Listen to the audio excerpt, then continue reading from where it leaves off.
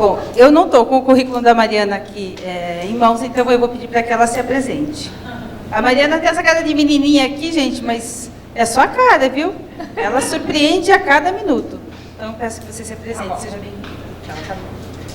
Bom dia a todos, pessoal. É uma satisfação enorme estar aqui, então, se é emocionante para vocês, podem ter certeza que eu faço parte dessa emoção aí de vocês e espero poder contribuir com alguma coisa, né, nesse marco zero, então, para a viticultura ou para uma nova vitivinicultura, então, aqui na região.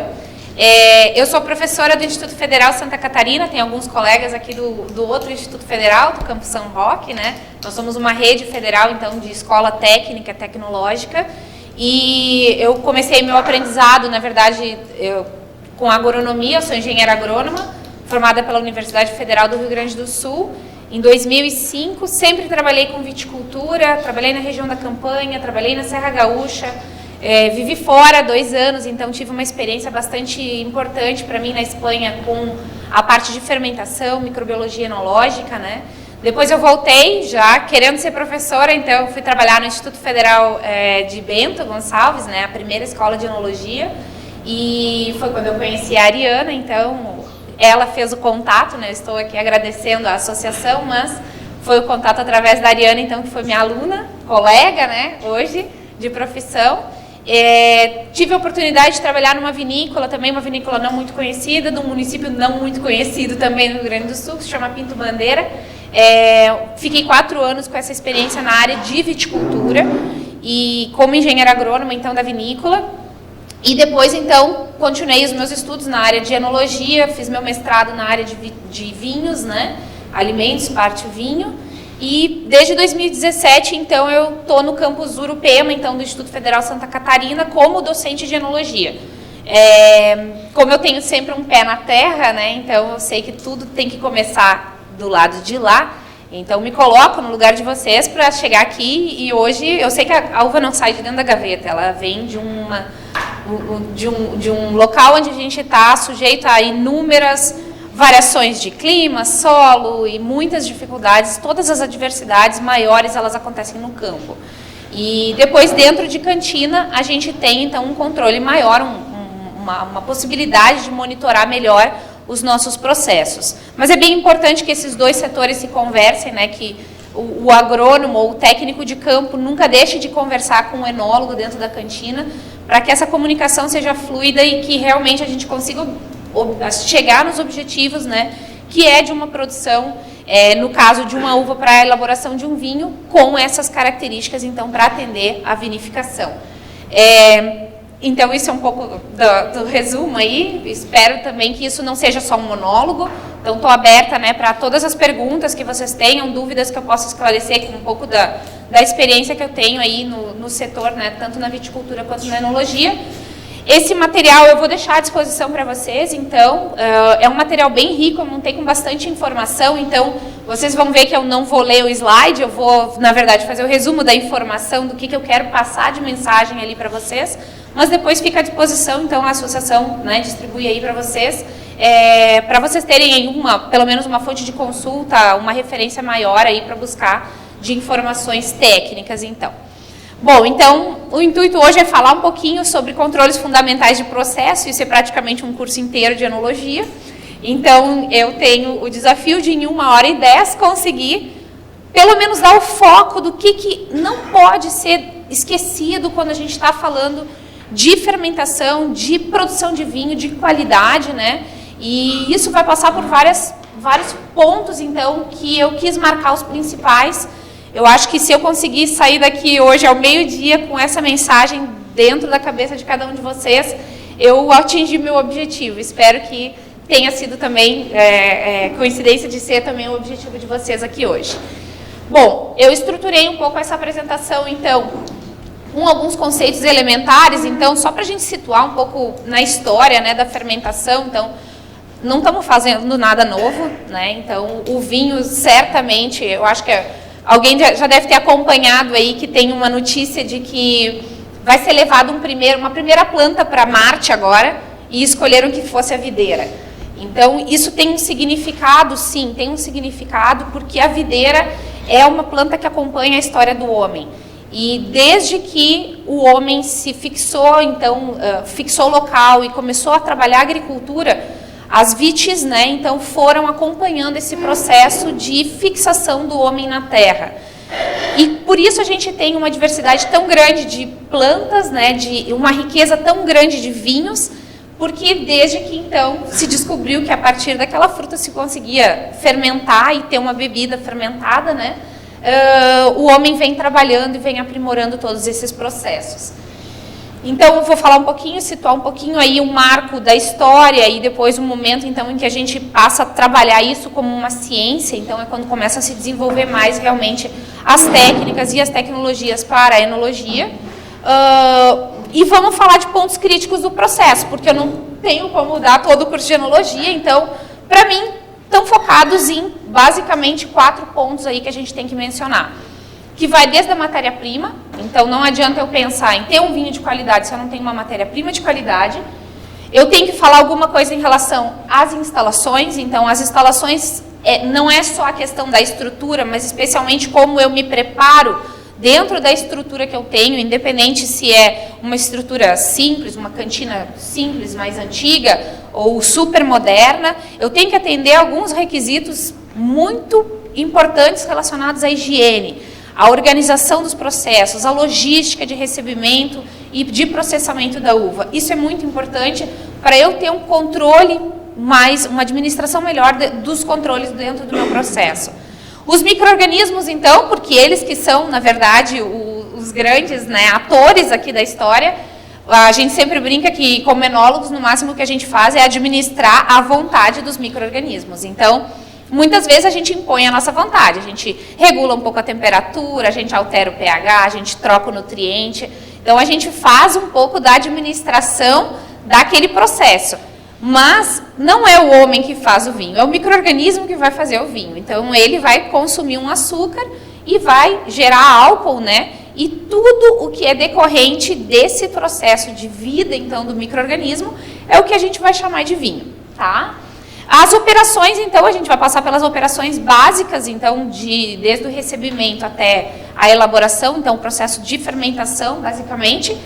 E depois, então, o que a gente precisaria ter para realmente garantir uma gestão dessa qualidade que está relacionada ao acompanhamento desses processos. Então, a gente ter tanto os processos quanto as operações, que as operações são muito pontuais e muito uma questão de decisão do técnico realmente naquele momento, na indústria, na atividade. E o processo, por exemplo, a fermentação é algo que depois que inicia, eu no máximo administro, mas eu não, é o micro-organismo que está fazendo aquele processo e eu não tenho como retornar, o vinho não volta a ser uva. Né? Então, a uva se transforma em vinho, mas não volta atrás. Então, não dá para tentar, errei, vou começar de novo. Não. Né? Então, a gente pode começar numa próxima safra, com uma próxima uva, a gente pode recomeçar o trabalho. E a gente vive de recomeços, tá? Isso é uma grande verdade dentro desse mundo da enologia. E aí, algumas considerações finais, então, como é de costume, né? A Ari vai lembrar de algumas das minhas aulas, então, em relação a isso aí.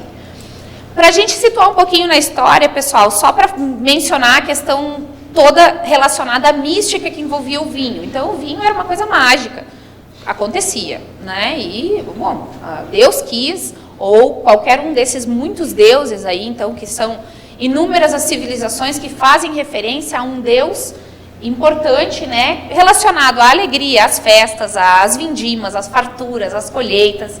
Então, sempre associado, né, a Baco em Roma, a Siduri na Babilônia, a gente vai ter deuses etruscos, egípcios. Então, todas as civilizações não sabiam dar explicação alguma para o que acontecia com aquela fruta que fermentava e, magicamente, dentro dos seus recipientes, das suas ânforas, dos seus potes, surgia uma bebida que dava uma alegria muito bacana para os homens. Então, aquilo só podia ser uma coisa divina, né, porque estava longe de um homem conseguir fazer aquele processo. Então, ficou dentro dessa história mística até, né, a questão de, vamos então fazer festas para esses deuses, quem sabe eles nos ajudam com colheitas melhores, com uvas melhores, né, para a gente poder então alcançar um vinho, quem sabe, melhor. E também se associava ao fato de, se não fermentava, se a fermentação não acontecia, a gente deve estar em dívida com os deuses, né? Então vamos fazer algumas orações mais fortes e vamos tomar juízo, né? Então aqui é a representação do quadro das bacantes, que eram justamente as que louvavam a Baco. Então as moças, né, que faziam essas festas para justamente atender a temos que agradar o Deus para o Deus poder nos proporcionar o vinho. Então, tirando toda essa parte mística, que envolve realmente toda a história da humanidade, a gente vai ver em todas as civilizações alguma relação com o vinho, a gente chega na parte da ciência. Então, a gente fala muito de Pasteur, mas antes de Pasteur a gente tem Redi, 2 séculos antes, na verdade, que faz as primeiras teorias ali de descobrir que, na verdade, a vida não surge do nada. A vida, ela tem que ser provocada. Então, é aquela discussão entre a teoria, né, da geração espontânea, que o vinho não podia surgir por uma vontade divina. Alguma coisa acontecia ali dentro. Então, os primeiros ensaios são de Redi e depois, evidentemente, que se seguem com Pasteur, né, que a gente tem mais aí conhecimento e associa também aos processos de pasteurização, que deu ideia de que, olha, não existe geração espontânea e existe ciência por trás de tudo isso. E se existe ciência, vamos investigar, vamos entender o que tem por trás. Com esse estudo se abriu espaço para justamente a teoria de que coisas muito pequenas, que a gente não tinha capacidade de enxergar a olho nu, estavam provocando essas alterações. Tanto nos primeiros ensaios de Redi, com as carnes, né, que apodreciam, como nos caldos, né, que o Pasteur testou e que também se decompunham. Daí abre espaço para o campo, né, da ciência, trabalhar a questão da microbiologia, entender que existe um mundo micro, uma coisa que não podemos enxergar, mas está ali e está fazendo coisas muito interessantes.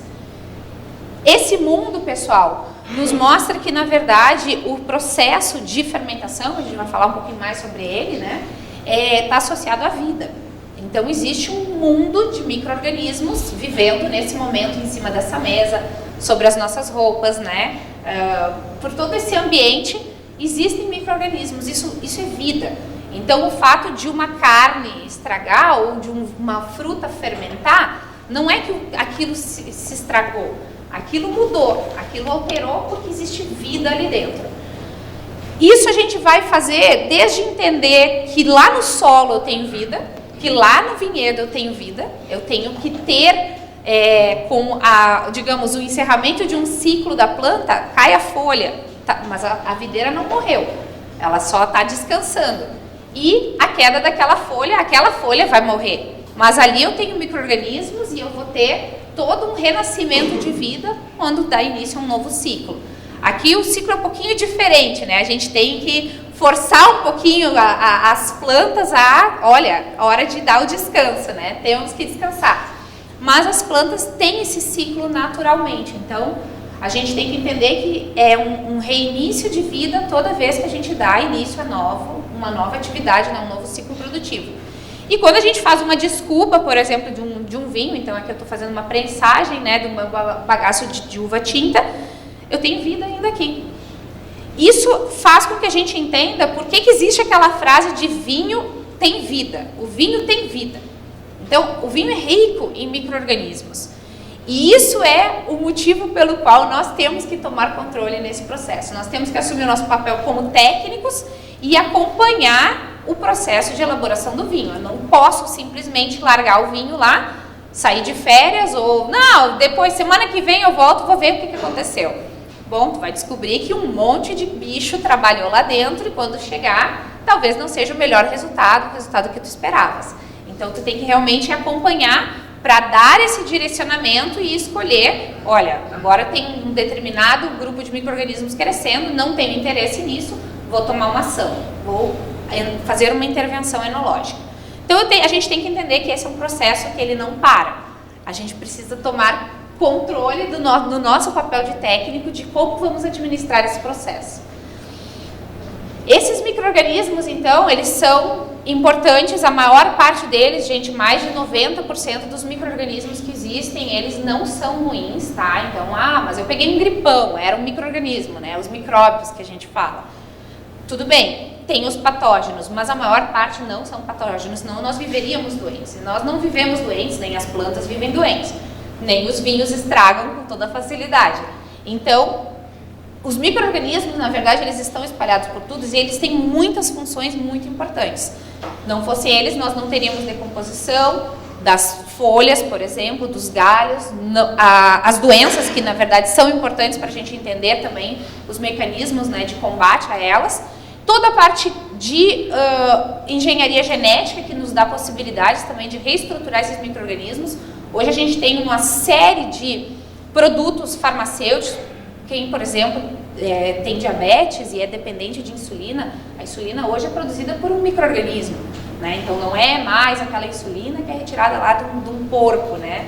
E que era muito complicado o processo, custava mais caro. Hoje, com a produção de micro-organismos que fazem esses produtos biotecnológicos, então a gente consegue alcançar melhor esses nossos objetivos também. E a biotecnologia, que nada mais é do que o que a gente faz com o vinho. O vinho é um produto biotecnológico, porque é o resultado da ação de um micro-organismo sobre uma fruta, sobre o açúcar de uma fruta. Nós vamos ter, então, basicamente uma indústria muito fortalecida, e essa é a primeira indústria de alimentos que existe no mundo.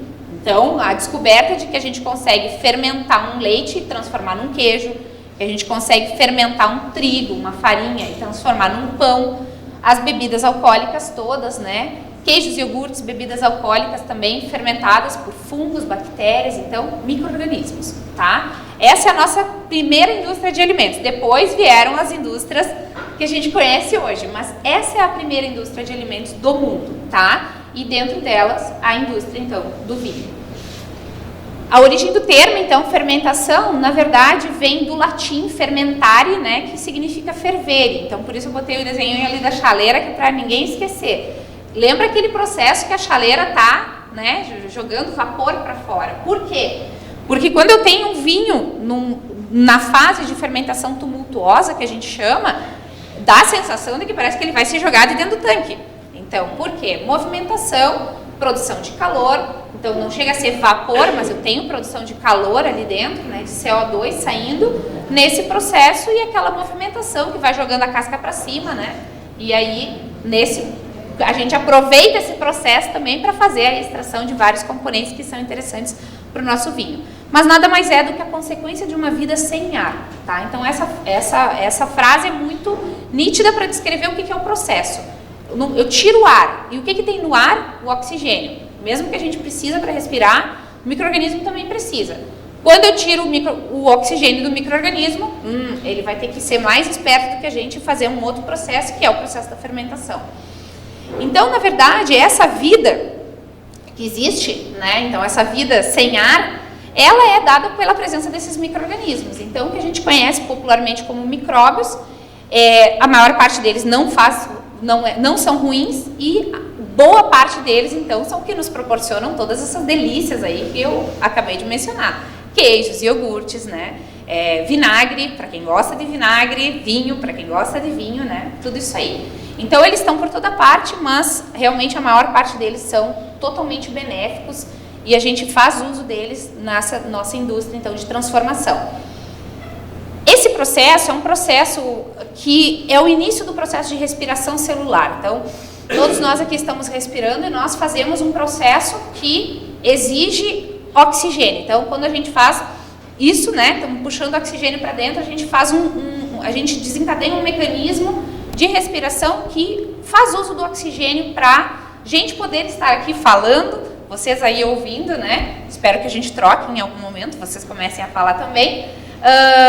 Mas alguns micro-organismos, e nós precisamos de todo esse oxigênio, então se a gente fechar o nariz agora, acabou, né? Então alguns minutos e não conseguimos mais respirar. Mas alguns micro-organismos de vida muito simples, como as leveduras e as bactérias, eles conseguem fazer uso a forma de vida deles pode fazer uso de um mecanismo de metabolismo que impede, não precisa ter necessariamente o oxigênio. Então levedura não respira, levedura respira. E se eu der oxigênio, ela vai respirar muito. E ela vai fazer uso desse oxigênio, vai se multiplicar e vai crescer. É assim que eu cresço e que eu multiplico o meu pé de cuba. aquele inóculo, né, o fermento que eu vou usar para fazer o meu vinho. Eu sempre deixo ele em contato com oxigênio, para ele crescer e se multiplicar. Então, levedura respira. Só que se eu tiro o oxigênio dela, ela encontra uma forma de vida com ausência de oxigênio. Então, ela, porque é um micro-organismo simples, consegue fazer isso. Nós, que somos um macro-organismo complexo, temos muitos sistemas aí, não conseguimos nos manter com uma forma de metabolismo tão simples como a levedura e a bactéria conseguem. E é graças a isso que a gente não tem dentro da nossa taça um monte de baga de uva socada. A gente tem vinho na nossa taça. Isso é o resultado desse metabolismo que o micro-organismo precisa, então, quando não tem o oxigênio à disposição, ele faz uso do processo de fermentação para obtenção de energia. E por esse motivo a gente tem vinho. Então não é porque ele é bacana com a gente e resolve que ele vai fazer vinho para a gente. Ele só faz vinho porque ele precisa encontrar uma forma de obter energia para viver. Então, todas as outras formas de vida que não os humanos são muito simples e atendem muito bem a tudo que a natureza se propõe. Nós é que somos complexos e temos muitos problemas e ficamos filosofando sobre mil coisas. Mas os bichinhos são todos muito simples, as plantas são todas muito simples. Então, o vinho nada mais é do que o resultado do metabolismo de vida. O micro-organismo precisou viver. E para ele viver, ele fez vinho. Bom pra gente, né? Como é que ele faz isso? A gente fala em um substrato fermentescível. O que significa isso? É um carboidrato, é um açúcar. Tá? Então, o mesmo açúcar, que pode ser o açúcar lá do açucareiro. Na fruta, a gente tem glicose, a gente tem frutose, a gente tem outros açúcares também. Mas, basicamente, os monossacarídeos, que a gente chama, que são glicose e frutose, são os açúcares que a levedura vai usar nesse processo. Então, tendo esse açúcar à disposição e tendo o micro-organismo também à disposição, o micro-organismo encontra açúcar e ele vai produzir 3 coisas. O que ele quer é energia para viver. Nesse processo, para a produção de energia, ele acaba gerando um subproduto que se chama etanol. Olha que bacana, agora a gente tem vinho, né? Mas o objetivo dele não é fazer álcool, é poder obter energia para viver. E ele produz CO2 também nesse processo. É um processo muito simples, mas que permite com que ele consiga viver. E de onde vêm esses micro-organismos? Esse slide eu sempre gosto de colocar, embora ele não apareça muito bem, mas eu quero que vocês entendam que cada um desses risquinhos brancos é uma forma de micro-organismo. É um tipo de vida que existe onde? Na baga da uva.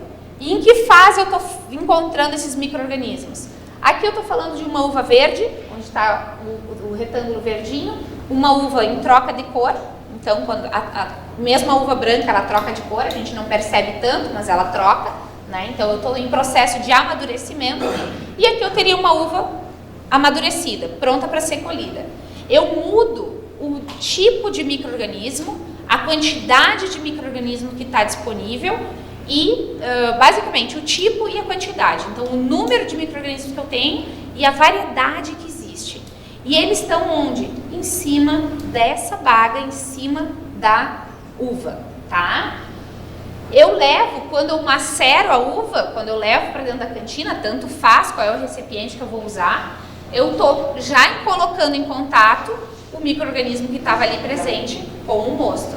E é por isso que fermenta. Então, por isso que era mágico, porque simplesmente de amassar a uva começava um processo de fermentação. Então, dá para entender que as civilizações que não tinham, né, todo o estudo que a gente já tem, achassem que isso era uma coisa realmente mágica, tá? Se a gente só amassar a uva, a gente vai ter vinho. A questão é, que vinho a gente vai ter se a gente só amassar a nossa uva? Então, a gente precisa entender quem que está vivendo ali para saber se o vinho que vai resultar desse processo vai ser legal ou não vai ser legal. Então, pessoal, o que a gente tem que entender é que desde o nosso trabalho lá de vinhedo, desde a uva muito verde, eu praticamente não tenho micro-organismo aqui. Mas à medida que ela vai amadurecendo, eles vão se desenvolvendo. Todo mundo sabe, a Niágara é uma uva que acumula bastante, né? Aquela pruína que a gente chama, que é essa cerinha que dá dá um aspecto fosco na uva, né? Ela não é brilhante, ela é fosca. A gente passa o dedo e parece que tem um pozinho. Esse pozinho nada mais é do que um monte de nutriente, um monte de aminoácido, e naquele pozinho vive um monte de bichinho. Que tipo de bichinho? Aí vai depender. Se eu tenho uma uva sã, uma uva que não tem podridão, eu vou ter certamente bichinhos bons. Eu falei para vocês que a maior parte dos bichinhos são bons, são benéficos, não causam prejuízo, não são patogênicos. Se eu tiver uma uva podre, provavelmente eu tenho micro-organismos ruins. Patogênicos, o que é o patogênico? É um micro-organismo que causa uma doença. Aqui ninguém vai morrer de tomar vinho, né? Talvez pelo álcool, mas não pelo vinho ter algum problema. Não, a gente não transmite micro-organismo patogênico. Ah, não, peguei gripe no vinho. Ou peguei tô com dor de barriga porque tomei um vinho estragado. Não. Mas a gente transmite defeitos, tá? Então, por isso que a gente tem que cuidar com os nossos processos.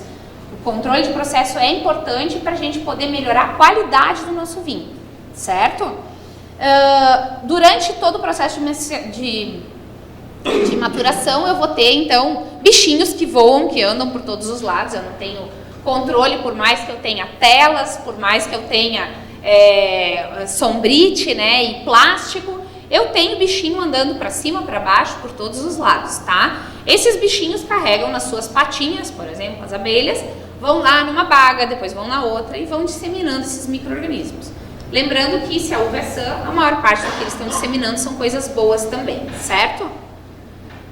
E isso faz com que, pessoal, a gente tenha, desde uma uva na planta, né, a baga de uva, eu tenha pouquinhas leveduras, poucos micro-organismos por milímetro quadrado, milímetro cúbico, desculpa, por volume que eu meço de uva, até chegar no mosto a uma quantidade gigantesca.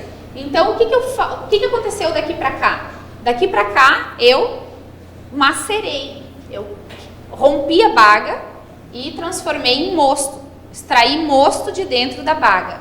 Então, todos aqueles micro-organismos que estavam vivendo aqui em cima, eles acabam se misturando no mosto. E o que eles encontram lá dentro? Açúcar. E o que eles fazem com isso? Eles começam a se reproduzir. Então, como eu tenho contato com o oxigênio, aqui ele não está fermentando. O mosto não está fermentando ainda, ele está se reproduzindo. Então, eu estou dando chance desses micro-organismos se multiplicarem. Eu aumento muito a quantidade de micro-organismos. Quem são esses micro-organismos?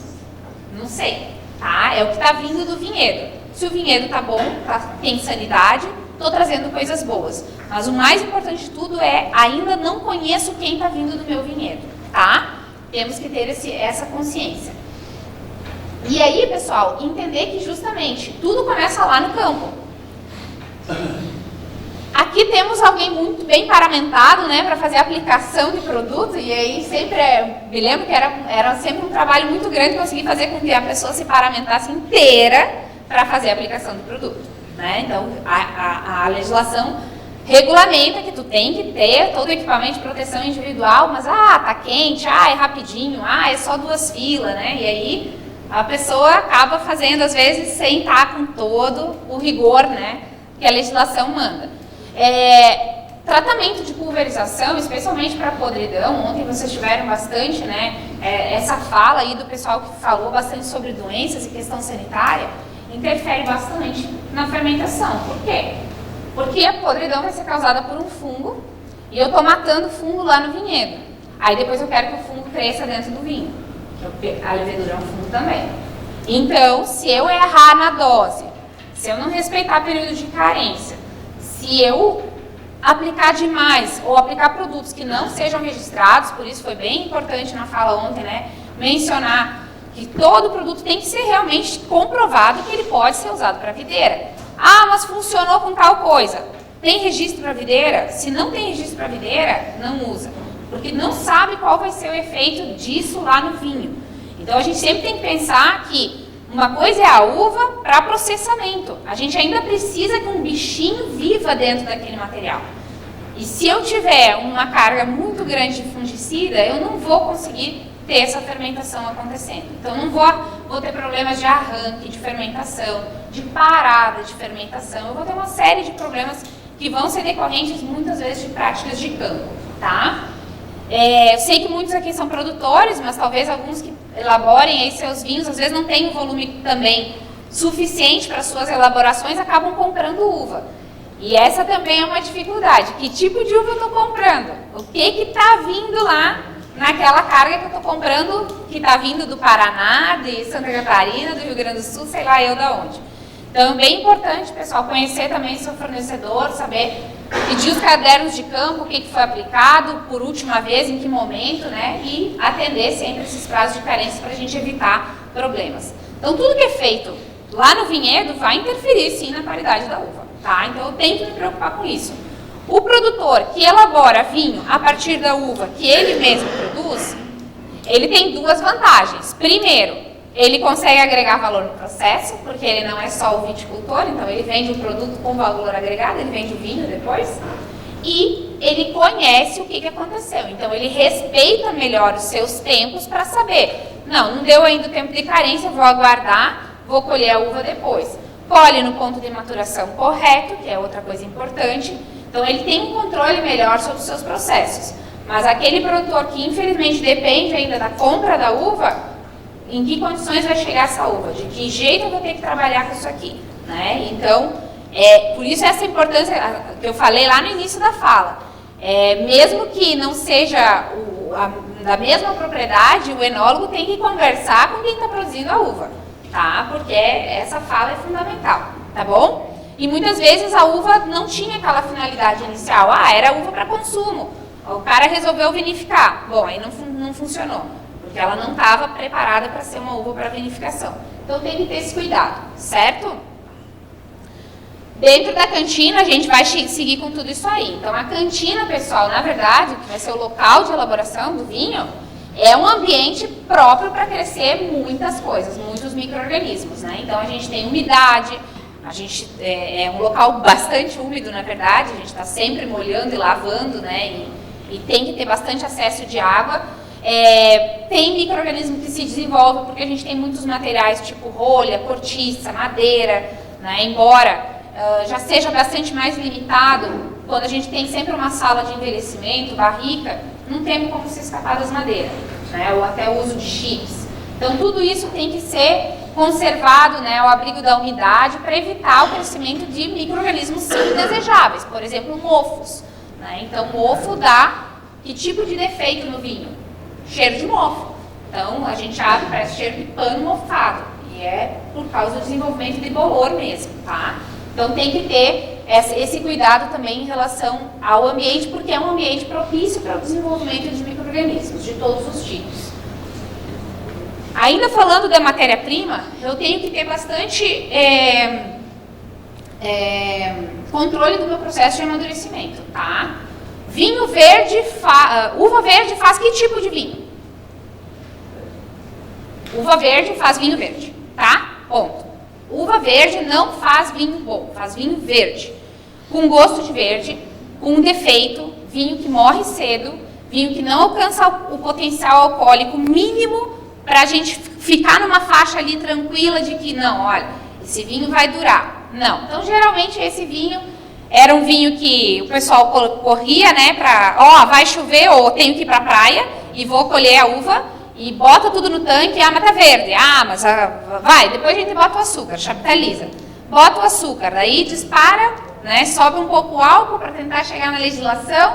O que acontece com isso? Esse vinho, tu toma ele, ainda bota no tanque, vai tomando do mesmo tanque, né, sem fechar, sem nivelar o tanque, toma vinho até... Se colhe em março até junho, julho tem vinho. Em dezembro está temperando a salada do Natal, né? Porque já virou vinagre. Então, é uma dificuldade muito grande. A gente tem que trabalhar com uva madura, porque uva madura te dá segurança de que tu vai ter um processo de fermentação adequado, alcançar um nível de álcool seguro para a gente poder manter dentro de um processo de estabilidade, tá? Então, é bem importante a gente entender que não adianta, a uva não é como outras frutas que eu posso colher verde. Não, vou colher agora, deixo lá na câmara fria, daqui a 2 semanas eu vou lá e ela está madura. Não é banana, não é mamão. Uva é uva. Uva, ou tu colhe no ponto de maturação, ou tu vai ter uva verde e tu vai fazer vinho verde de uva verde, tá? E ninguém vai tomar. Ou toma uma vez, mas não toma depois, né? Não vai gostar. Vinho verde não é... Vinho verde Não, aquele é chique. Aquele é chique porque é verde, porque a região é bonita, é bem verde. Mas não, é vinho verde de uva verde, tá? Com gosto de verde. Então, é interessante, pessoal, que tem que respeitar isso.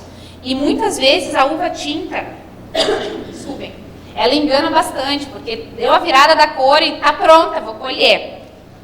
Porque tu olhou e tá roxinha, mas ela talvez ainda não tenha chegado no seu ponto certo de maturação. Como é que eu sei que chegou no ponto certo de maturação? Bom, não quero que ninguém aprenda esse gráfico, mas está aqui para quem quiser um dia se aperfeiçoar e seguir os seus estudos, tá? Mas nós temos, pessoal, durante a curva de maturação, um longo período em que a uva está acumulando aqui os seus principais aromas, os seus principais sabores, as suas características de maturação, tá? Isso vai nos dar, na verdade, todas as características que eu preciso, ó, de açúcares, ácidos, taninos no ponto de maturação correto, para elaborar um vinho de qualidade. Então, eu tenho que respeitar, eu tenho que entender aquele perfil de amadurecimento e tenho que respeitar o ponto correto de colheita. E isso leva em consideração qual é o objetivo que eu tenho. O objetivo é fazer um espumante, o objetivo é fazer um vinho tranquilo, um vinho jovem, um vinho de guarda. Eu vou ter que pensar que o ponto de maturação tem que estar definido de acordo com o produto que eu quero também obter. Então, não é qualquer uva que serve para qualquer coisa. É muito mais complexo do que isso. Então, não pretendo aqui que vocês saiam especialistas nisso, mas que vocês fiquem com essa mensagem. Tem que entender se o que a gente vai fazer é um vinho de guarda, um vinho para viver 20 anos ou se é um vinho para viver 6 meses e ser consumido rápido. Então, eu tenho características diferentes que eu vou buscar. E isso pode fazer com que eu mude o meu momento de decisão da tomada de decisão para o momento da colheita, tá? Juntando aquela curva lá, dá tudo isso aqui junto, ó. O que acontece? Eu tenho desenvolvimento, ao mesmo tempo em que eu tenho, com o processo de maturação, um declínio da acidez do vinho, porque aquela uva verde que não tinha nenhum bichinho que crescia na volta, ninguém consegue botar aquilo na boca. Tu bota na boca, tenta morder, aquilo lá é um fel, é azeda, amarga, é tudo, não tem nada, não tem nenhum aroma, nada que indique que esteja amadurecendo. Então eu preciso fazer com que esses ácidos diminuam, que a pele comece a amolecer, que eu comece a desenvolver aromas de maturação, e aí eu chego então num potencial aí de açúcar que eu vou definir. Eu nunca consigo ter todas as minhas maturações ao mesmo tempo, nunca todas elas coincidem. Tá? Mas uma coisa que é bem importante, pessoal, de vocês entenderem, eu acho que está no próximo gráfico, existem 5 tipos de maturação. A que mais interessa, em termos de enologia, é essa. Eu tenho que entender qual é o objetivo. Se o meu objetivo é fazer um vinho bem aromático, um vinho varietal aromático, eu vou prestar bastante atenção nesse ponto aqui, ó. E o que é isso? Isso aqui é de 10 a 15 dias após a maturação fisiológica. E o que é a maturação fisiológica? É o momento em que a semente amadureceu, tá? Então, eu tenho que acompanhar isso. Como é que eu acompanho a maturação de uma uva? Eu vou lá no campo, eu tiro uma amostra representativa, eu só vou fazer esse acompanhamento quando ela começou a trocar de cor. Eu não vou fazer isso antes, porque antes ela é verde, tá? Mas eu tenho que justamente tomar a decisão se eu colho hoje, se eu colho daqui a uma semana, daqui a 2 semanas. Isso sempre olhando a previsão do tempo, porque a gente tem que fazer alguns ajustes, infelizmente, né? Então, estamos aqui num clima subtropical, é complicado de administrar, e isso não é mérito dessa região, é mérito de todo o Brasil, a gente tem que fazer esse trabalho. Então, eu acompanho para tentar encontrar aí o melhor momento para fazer a colheita para a minha uva, para a uva que me interessa, tá? A maturação tecnológica geralmente é a que a gente dá mais importância, aquela que a gente vai lá com o refratômetro no campo e vê, tem açúcar, Brix, né? Tem Brix, vou colher. Se eu só pensar em açúcar, eu vou pensar no processo que a levedura faz, ela pega o açúcar e transforma em álcool. Mas vinho não é álcool, vinho são todas as outras coisas além do álcool. Então o álcool é importante, falei que é importante, mas ele não é o álcool que dá o aroma, não é o álcool que dá o gosto do vinho, então eu preciso pensar nas outras maturações e coincidir essas coisas para justamente encontrar um produto de qualidade, tá? Então Então aqui eu botei alguns exemplos, né, como para a produção de um espumante, alguns parâmetros, isso aí vai ficar para vocês, não vou me deter muito nisso aqui, mas para a gente entender aí a questão de acidez. A gente fala muito em babo quando a gente fala em enologia, tá? Pode perguntar. Falando em álcool, vodka tem aroma, sabores, outras coisas, também álcool? Álcool, a não ser que ela seja aromatizada, tá? Que tem várias que são. Mas a vodka, na verdade, nada mais é do que o álcool destilado muitas vezes. Então, ela sofre 20 destilações, vodkas de boa qualidade. Se eu pegar um vinho e destilar, 20 vezes eu tenho vodka. Porque a vodka ela pode ser feita a partir de qualquer matéria-prima. Para fazer de uva é muito caro. Geralmente a gente faz de batata, de milho, né, de outras... Quem toma vodka são os dois lados do espectro, né? São públicos distintos, na verdade, o perfil é distinto. Primeiro que tem uma bebida de menor graduação alcoólica, uma de bastante graduação alcoólica, e a questão dos... por exemplo, a cachaça, que tem bastante graduação alcoólica, daí eu vou ter outros perfis, porque eu tenho a cachaça envelhecida, então eu tenho ali mais trabalho do que a vodka. A vodka não passa por esse processo, então a vodka é álcool, é etanol puro praticamente, tá? Então, mas... Não tem muito o que apreciar. Então, né, esquenta, mas é etanol puro, praticamente pelos muitos processos de destilação que ela sofre. Então não sobram outros componentes voláteis, de aroma, sai tudo nos processos de destilação, tá? Então isso aqui fica para vocês, mas assim, só para fazer a referência, né, o babo, para quem não está acostumado, geralmente ele é utilizado mais para quem faz o processo de enologia, o processo de vinificação, em função de que ele leva em consideração justamente só o açúcar que vai ser fermentescível. Então, quando a gente fala a medida do Brix, o Brix é muito usado para maturação de frutas em geral, mas nem tudo que é Brix vira álcool. Então, eu tenho que usar realmente a referência do babo, que mais ou menos é uns 2 graus a menos do que seria de Brix. Então, se eu tenho 18 babo, dá quase 20 de Brix. Então, se eu quiser fazer a relação, né, aqui depois no final eu botei uma tabelinha aqui para fazer essa relação para vocês. Só mais babo, né? Babo, é. Mas aqui a galera fala... Tudo Brix, já sei. Por isso que eu... Mas assim, vamos comprar uva do Rio Grande? Quanto que tá o Brix? E o cara te responde em babo. Quanto que é? Mais ou menos uns 2 a menos, então, para te dar em babo. Que isso é o que vai converter justamente para álcool, tá? Se eu for fazer uma produção de vinho tranquilo, pessoal, o que eu vou chamar a atenção para vocês aqui? Porque eu posso fazer tudo com Niágara. Posso. Não há o que não haja em enologia, gente. Né? Os técnicos e os tecnólogos estão aí para dizer que podemos usar todas as coisas possíveis e fazer todo tipo de produto possível. Alguns dão mais trabalho, alguns custam muito. Então a gente tem que chegar à conclusão do porque uma empresa quer ser viável, ser sustentável. E sustentabilidade é em termos econômicos também, isso é fundamental. Então eu não posso propor um processo que encareça tanto que ninguém vai pagar por aquele produto. Então eu preciso encontrar um meio termo, um ajuste, e isso é o que vai dar a viabilidade do negócio. Agora, dizer que para eu fazer um vinho tranquilo eu tenho que necessariamente ter uma determinada matéria-prima, não, eu tenho que ter uma qualidade.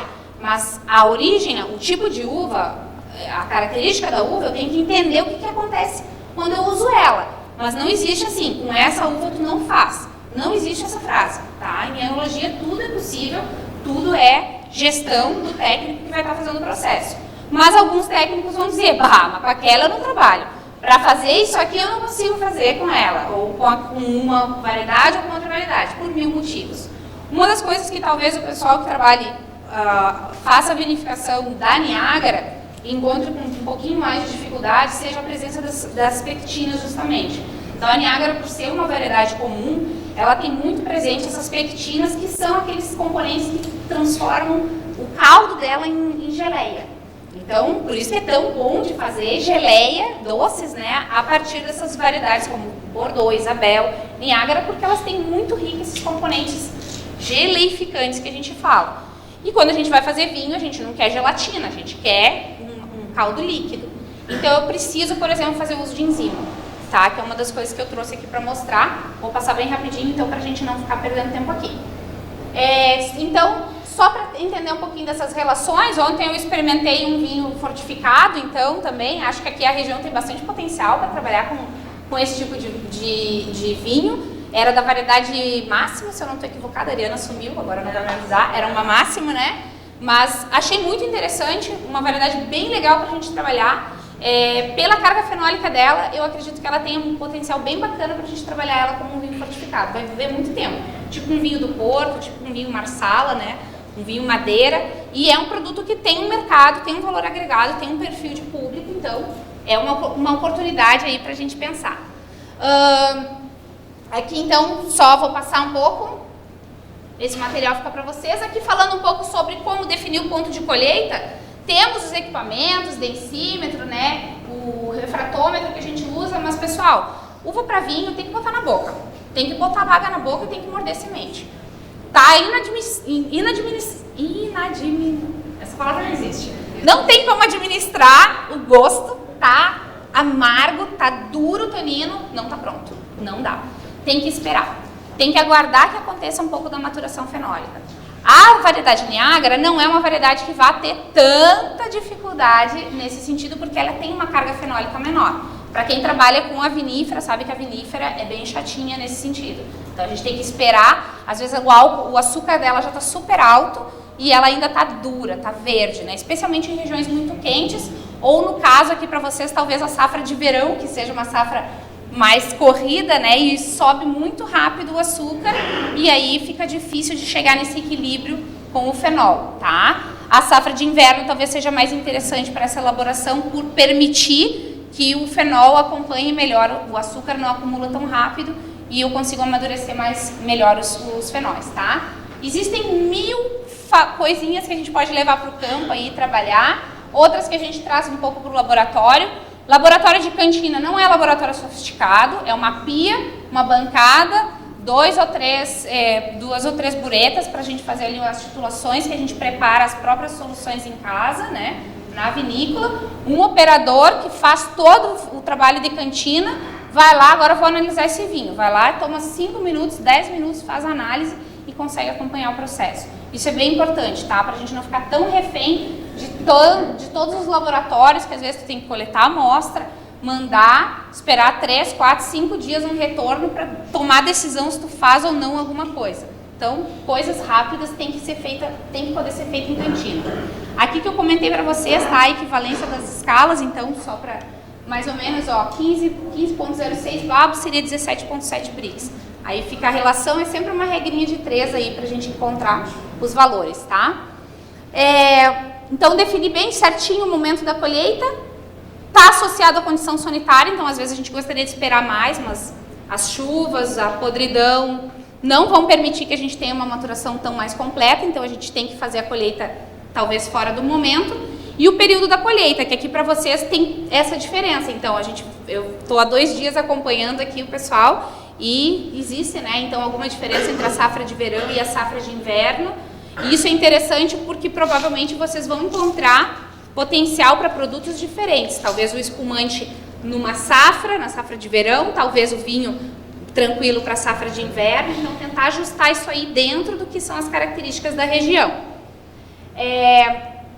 As condições de colheita, então, para quem compra uva, o tempo de deslocamento é uma coisa super importante, tá? Porque às vezes a uva saiu com uma determinada característica lá do Rio Grande, da campanha do Rio Grande do Sul, vai levar quantos dias? 3 dias e meio, 4 para chegar até aqui. Bom, quando chega aqui, já metade é vinho, e é o vinho descontrolado, aquele que aconteceu do jeito que foi, com os micro-organismos que tinham. E, bom, o enólogo, quando pega aquela uva, ele vai terminar de fazer o trabalho, mas alguém começou e do jeito que quis, né? Então tem que ter todo esse cuidado. Enquanto muita uva tiver que vir de fora, isso é um problema, tá? Isso é uma coisa difícil de administrar. É muito bom para o produtor que termina de colher o lotezinho, já processa, termina de colher e já processa, porque ele não vive essa... É uma realidade distinta, mas a gente tem que tentar ajustar, talvez viagens muito longas, né? Trazer com um caminhão refrigerado, alguma alternativa, e se certificar de que a uva está saindo em condições boas, né? Que ela não está arrebentada desde a origem, porque senão ela realmente vai chegar a um caldo praticamente de vinagre já por aqui, certo? Dentro das instalações, pessoal, é bem importante de mencionar a questão do controle sanitário, tá? Isso aqui vai ficar para vocês como um referencial, assim, de fazer o checklist. cheguei o espaço que eu tenho para vinificar é esse, então vamos fazer o checklist. O que pode, o que não pode ter. Por exemplo, não pode ter cachorro, por exemplo, não pode ter o bichinho de estimação, não pode estar junto com o vinho, tá? Deixa ele do lado de fora. Do pessoal que tem cantina que adora, né? Faz o queijo, já que a indústria é biotecnológica de transformação de alimento, né? Tem o queijo, o salame e o vinho, tudo junto. Aí o salame está crescendo o fungo azul e não o fungo branco por fora. Então já tem problema no salame. O queijo está estragado também, está azedando, não está como deveria estar. O vinho tem gosto de queijo. Então assim, não dá. A gente tem que separar, por mais que seja bacana, que seja uma coisa, inclusive, muito turística, tá? O turista chega e ele quer se sentir em casa. E a casa da gente é assim, tem tudo junto, né? Mas, para os processos de qualidade, pessoal, para a gente poder fazer com que o queijo continue queijo por bastante tempo, que o vinho continue sendo vinho por bastante tempo e que o salame continue sendo salame, eu preciso separar os processos, eu preciso conseguir deixar limitado em ambientes diferentes, poder trabalhar, porque são matérias-primas diferentes, eu tenho carne, eu tenho leite e eu tenho vinho, e a gente vai falar em relação a alguns aditivos que a gente coloca no vinho, que quando vocês veem lá no contrarótulo, né, sempre aparece geralmente o uso de sulfitos, contém sulfitos, mas existem inúmeras outras possibilidades que a legislação permite, e hoje em dia a gente tem muito exacerbado essa questão dos alergênicos. Então, por exemplo, se a gente usa um clarificante para limpar o vinho, para debulbar o mosto, a base de ovo, né, a base de albumina de ovo, tu tem que botar lá. Alérgicos contém, né, albumina, ovo.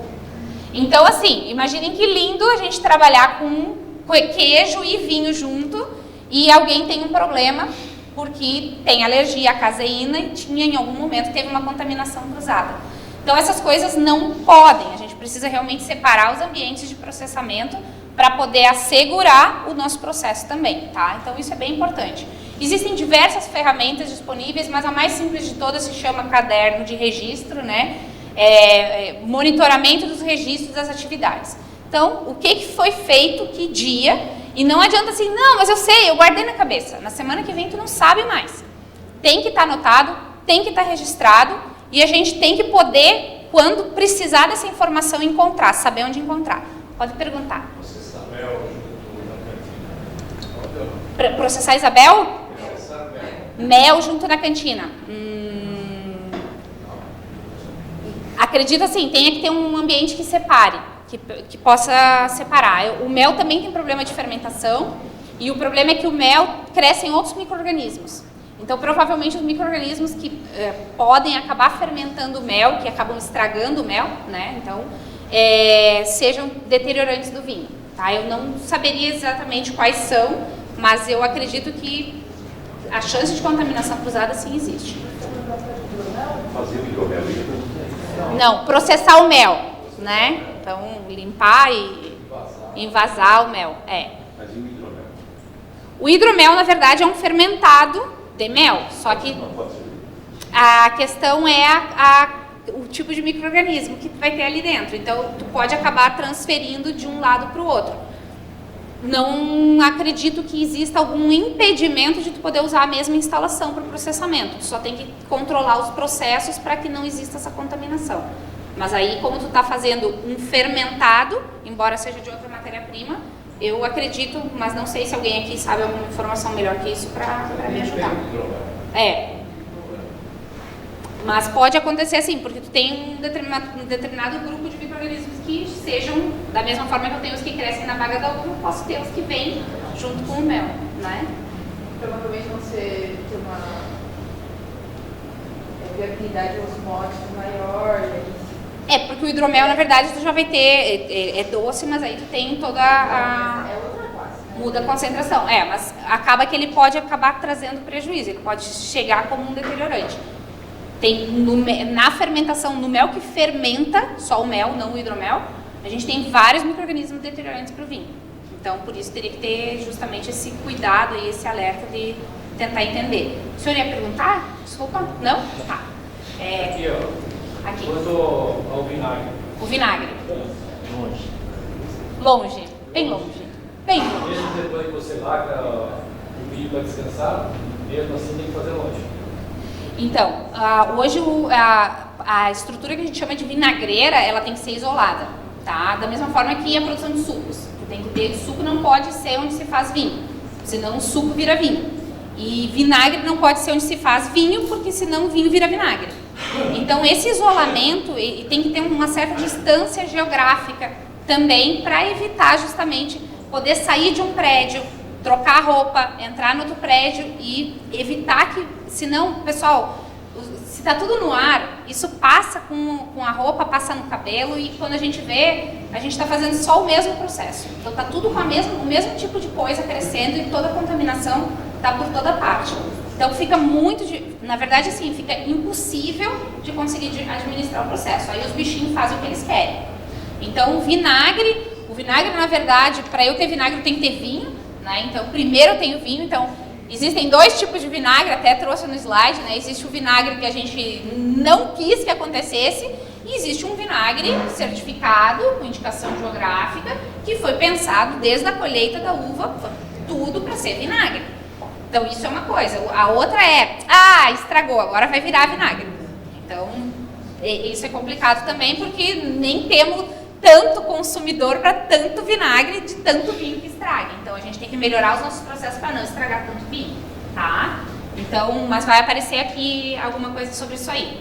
Só tem que ser separado, porque senão realmente é impossível esse controle. Isso é importante porque, por exemplo, você vai falar o que acontece aqui comigo, né? Você fala assim pro cara, agora você vai mexer no vinagre, você vai lá, você vai se trocar, você vai tomar banho. Meu pai tá tudo desse tamanho, assim, a hora que eu mando os funcionários tomar banho pra voltar pra cantina.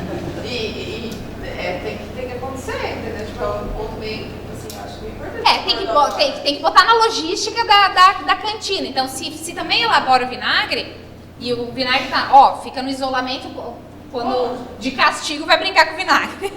Então, quando terminou as operações de cantina daquele dia, vai para o vinagre e depois já não retorna para a cantina.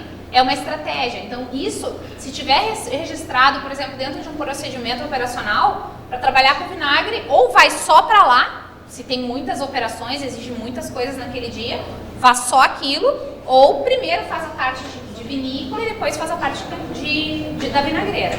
Aí tem que isolar. Se tivesse suco na história, começa pelo suco, depois vai pro vinho, depois vai pro vinagre. Tem que seguir a lógica do processo, ou vai ter 3 banhos no dia. Até quando troca de roupa 3 vezes, tá? Parece bobagem, pessoal, mas na vinícola a gente tinha muito... o pessoal, assim, tava trabalhando no campo, eram poucos funcionários, mas era uma vinícola de porte médio, 30 funcionários. Estava trabalhando no campo e de repente tinha uma demanda gigante, assim, época de Natal, vamos envasar espumante, tem que engarrafar, tem que rotular. Bom, aí tira todo mundo do campo e vai para a cantina. O pessoal não queria trocar de roupa? Não, a roupa da cantina, o que se fez? Se mudou a cor. A roupa do campo era azul, da cor dessa cadeira, que azul é ótimo, não aparece sujeira, né? E dentro da cantina era cinza. Então todo mundo sabia quem tinha trocado de roupa e quem não tinha trocado de roupa. Então não podia o funcionário estar com a mesma roupa que ele estava no campo dentro da cantina, porque tu não consegue controlar as coisas, é muito difícil. Eu estou vendo muitas vinícolas assim turísticas, eles estão colocando também a cerveja artesanal, cai no mesmo critério, né? Então, também é uma bebida fermentada, outras matérias-primas, provavelmente tu está trazendo outros micro-organismos. A cerveja ela ainda tem assim, para as leveduras que... O micro-organismo, digamos, ele é o mesmo, só que ele foi selecionado muitas vezes para fazer vinho e outros para fazer cerveja. Então, quando tu tem a contaminação do que faz cerveja no vinho, tu geralmente tem vinhos mais rústicos, mais vulgares, com aromas menos finos, tu vai ter mais problemas. E pode ter também problema de estabilidade depois. Então, não é o ideal. O ideal é tu ter, se tu for fazer os 2 processos, pelo menos conseguir manter um procedimento operacional onde só mexo num tanque quando está tudo fechado, guardado, e agora eu vou abrir um outro tanque.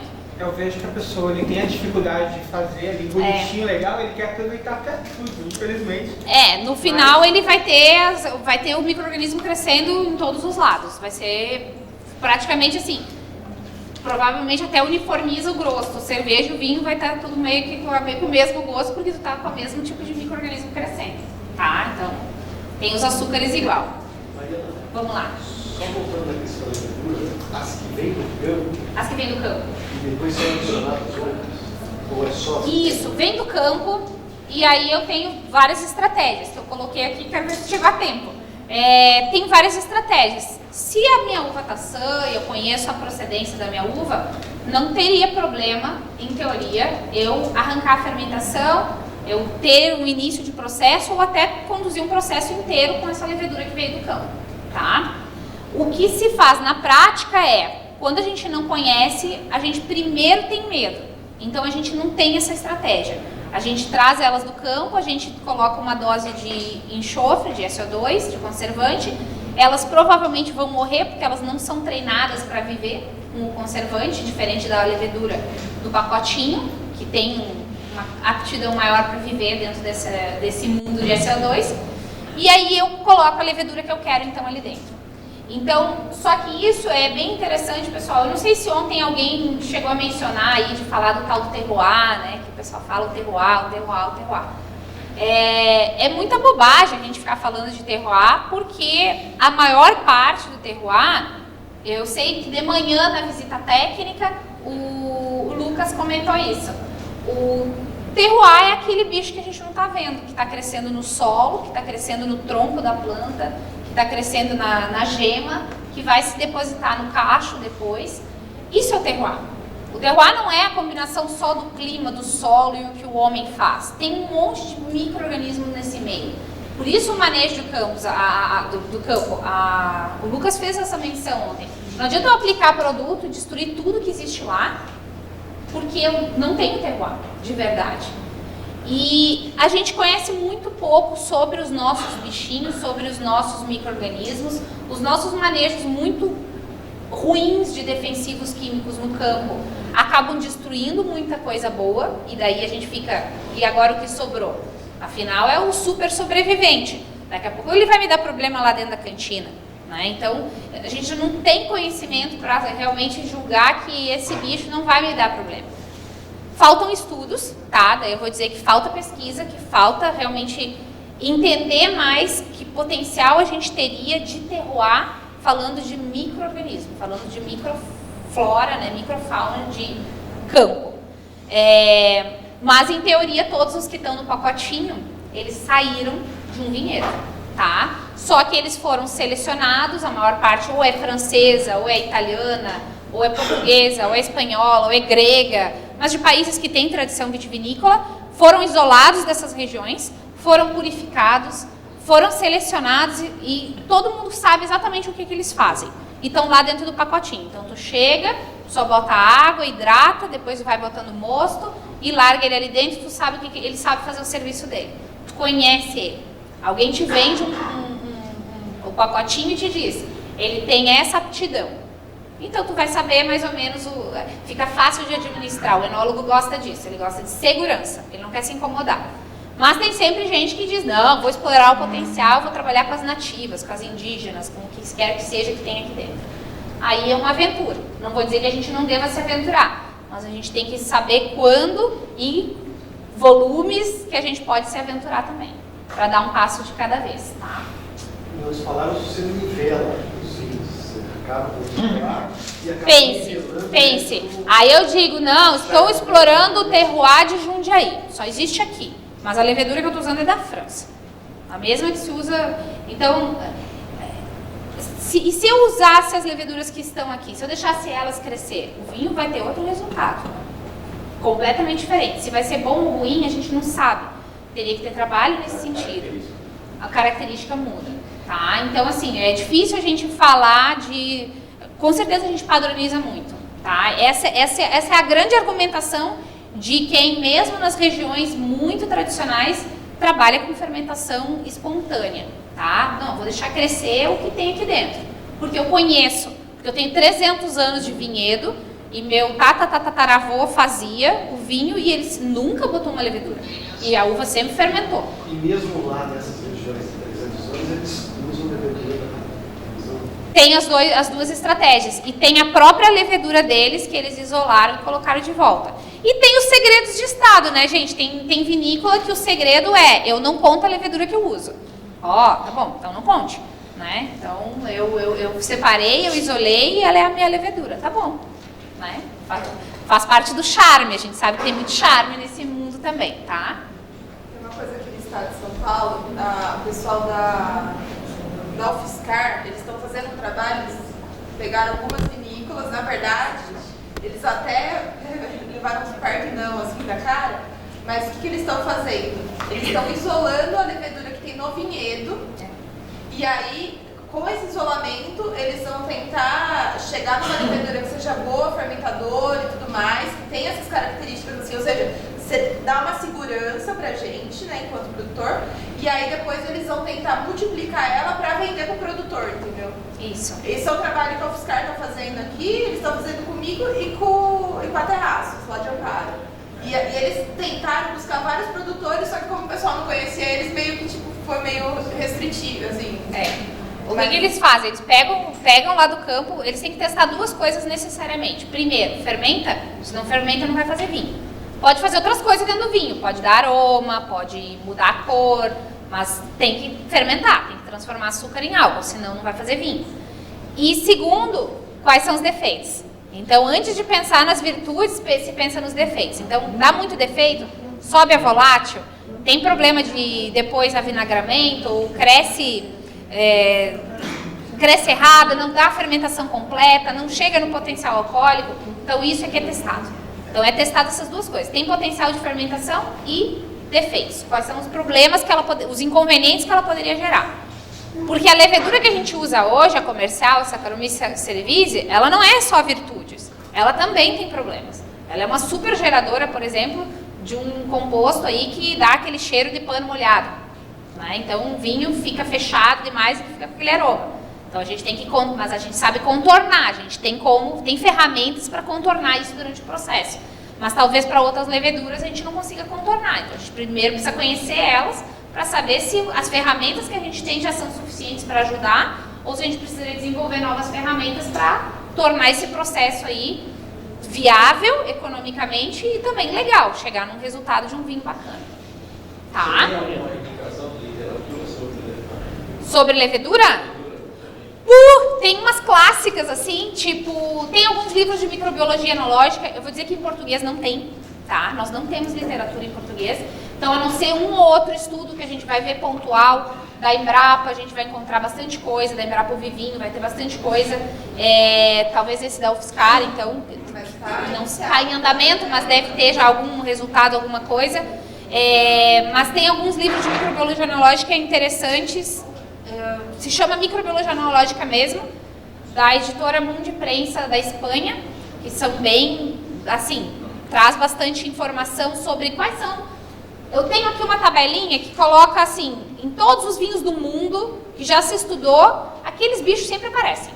Independente se eu estou no Japão, se eu estou na França, se eu estou no Brasil, aquele bicho sempre aparece. Então, a gente começa a entender que nesse processo de evolução que eu falei, o homem evoluiu com a uva e com o vinho, eu também tenho um processo de evolução desses micro-organismos, eles também evoluíram com a uva. Tanto que a gente tem micro-organismos que não, provavelmente se tu tirar ele da uva, ele já vai morrer. Então ele só aprendeu a crescer em cima de uva, ele não cresce em cima de outra planta, de outra fruta, é uva. Então a gente tem essas associações que são de anos e anos aí de evolução, tá? Mas tem algumas referências aqui, tem algumas tabelas que depois o senhor pode também usar como informação para buscar mais coisa. Pessoal, vou passar bem rápido essa parte. Aqui tem um texto bem conciso aí, com base em legislação, tá? A legislação a gente tem que estar sempre indo atrás de ver quais são as normativas, né, que regulamentam, mas basicamente relacionado a o que a gente tem que pensar. Eu não transmito nenhuma doença com o vinho? Não transmito, mas eu preciso de qualidade no vinho. Eu não posso entregar um vinho com defeito para o meu cliente.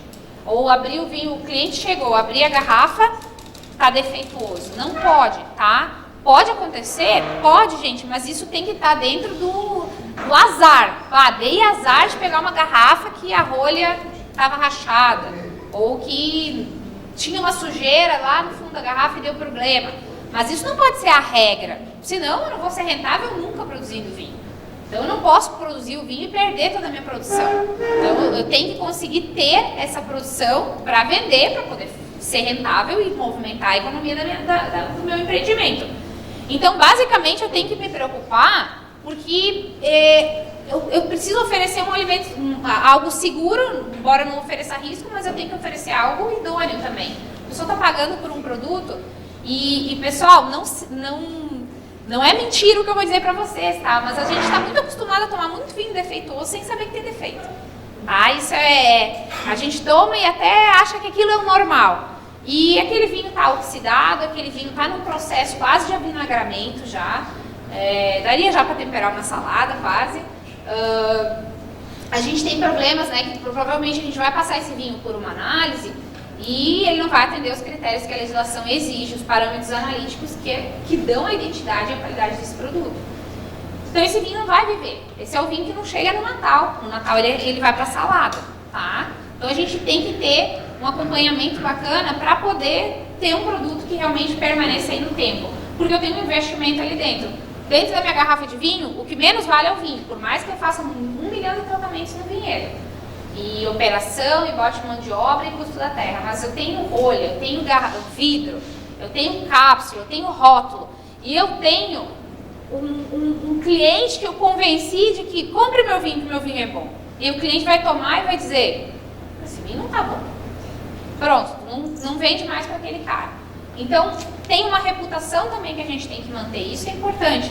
A gente tem que entender que a gente precisa trabalhar com qualidade e não precisa ter grandes investimentos. Tem que ter pequenos cuidados, são suficientes para a gente ter uma produção de qualidade, tá? Aqui eu trago alguns problemas, tá, que a gente vai ter. Temos o desenvolvimento de bactérias láticas. A bactéria lática, ela tem 2 lados, né? Às vezes ela nos ajuda, a Ariana faz uso, né? Quem quiser entender aqui como é que faz o processo de fermentação malolática, né? Que não é uma fermentação, mas a Ariana é craque e usa bastante a bactéria para chegar numa estabilidade microbiológica para o vinho dela.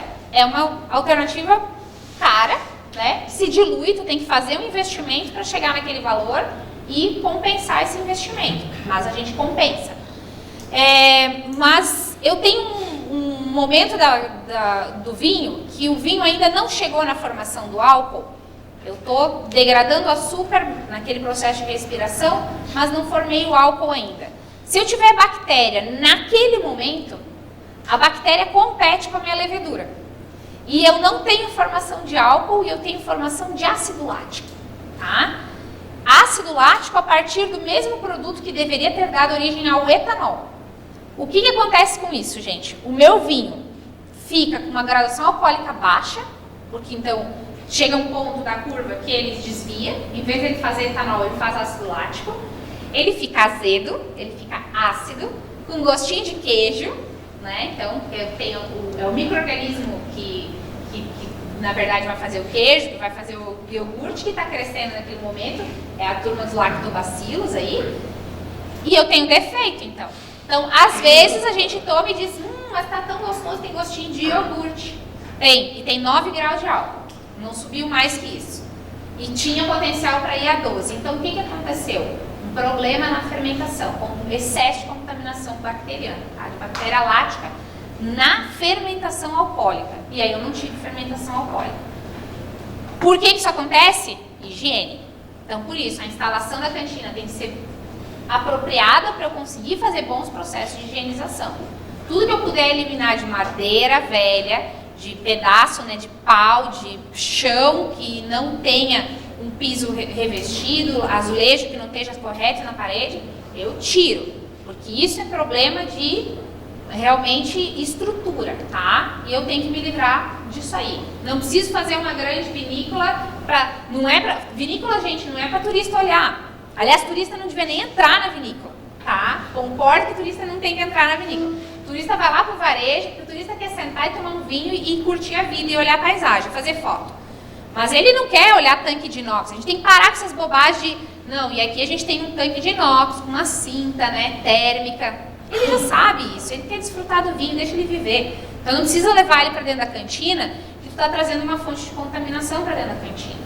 tá? Então, proporcionem experiência para o turista, que ele vai voltar, ele vai adorar, mas ele não precisa ficar lá tropeçando nas mangueiras, nas bombas e nos tanques. Ele não precisa visitar a cantina, tá? Deixem ele do lado de fora da cantina. Bom, então a gente tem que cuidar por causa disso aqui, ó. Dá azedamento, sabor defeituoso, turbidez, né? Então a gente depois tem aquele... engarrafa o vinho e aí, surpresa. Turvou dentro da garrafa, tá? Então, problema porque tem micro-organismo crescendo ali dentro, tá? As bactérias acéticas, e é por isso que a vinagreira tem que estar separada, porque elas crescem, é o mesmo substrato para crescimento dela. Tem vinho, tem etanol? Que bacana, vou crescer.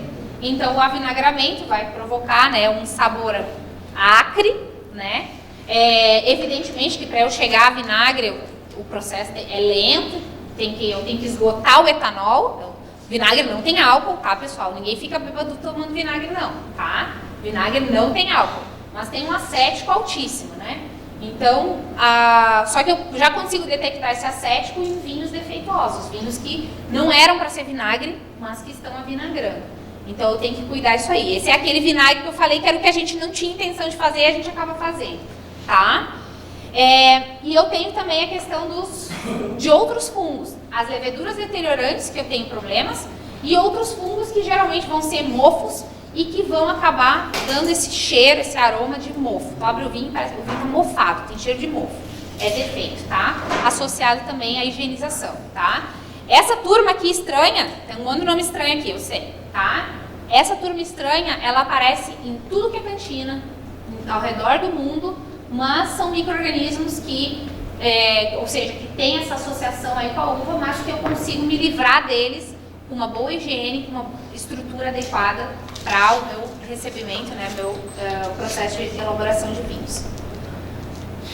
Bom, esse slide é só para a gente fazer uma brincadeira, né? Então, trazendo para uma realidade atual, pensando que a bruxa tem a casa lá cheia de doce, né? E hoje a gente está num mundo aí que, né, doce provoca cárie, diabetes, né, distúrbio metabólico, então não é adequado. Então é a mesma coisa que a gente tem que pensar em relação à cantina. Eu posso não ter problema patogênico relacionado ao vinho, mas eu tenho que ter uma estrutura que pelo menos garanta que o alimento que está ali dentro, embora a gente pague imposto como bebida alcoólica e não como alimento,